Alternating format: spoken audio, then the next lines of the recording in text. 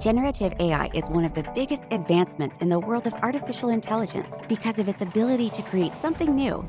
It opens the door to an entire world of possibilities for human and computer creativity, with practical applications emerging across industries, from conversational artificial intelligence to creating original art pieces.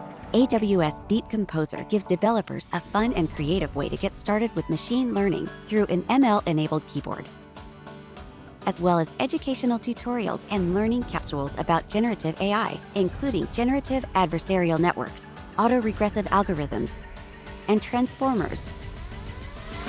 Getting started is easy and doesn't require any background in machine learning, musical composition, or coding knowledge. Simply input a melody by connecting the AWS DeepComposer keyboard to your computer.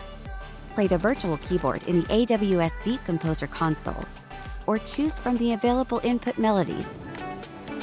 Next, generate original music using the pre-trained genre models in the AWS DeepComposer console. Choose from rock, pop, jazz, classical, or build your own custom genre. You can also bring in your own music dataset in MIDI format and create custom models with Amazon SageMaker. Finally, share your creations by publishing your tracks to SoundCloud from the AWS DeepComposer console.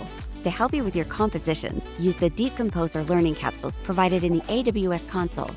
Learning capsules are easy-to-consume learning modules that dive deep into machine learning techniques, such as generative adversarial networks and training an autoregressive convolutional neural network model.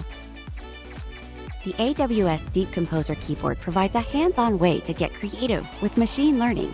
With the keyboard, you can compose melodies as input for your ML-generated compositions and control aspects such as volume, playback, and recording flow. You can purchase your own AWS DeepComposer keyboard through Amazon.com. Find your inner rock star and start composing today with AWS DeepComposer.